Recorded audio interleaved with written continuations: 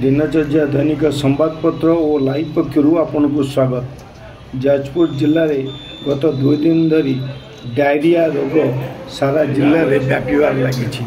Jajpur road धर्मशाला दानगदी कोरेई अंचल यार व्यापक देखा मिली, जहाँफल प्राय 500 पाखापाखि रोगी वर्तमान चिकित्सित होतुबार जना जायछि। ए संपर्क में विभागीय कर्तृपक्ष विभिन्न स्थान में चढ़ाऊ करी फूड पॉइजन किंबा कौन कारण वर्तमान तर्जमा करछंती। ए संपर्क में जाजपुर जिलापाल, जाजपुर मुख्य चिकित्साधिकारी तथा विभिन्न राजनेता माने जाई परिदर्शन करिवार देखा जाउछि। वर्तमान सुधा 2 जन रोगी मृत्यु होता बेले अनेक रोगी वर्तमान कटक रे चिकित्सित होइछंती। यार तदंत रिपोर्ट यथाशीघ्र जिला प्रशासन करने साधारण दाबी करा जाउछि।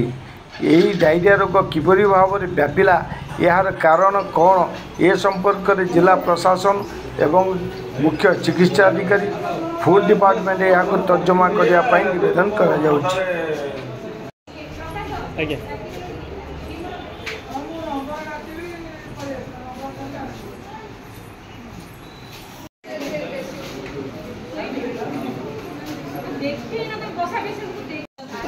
बारंडा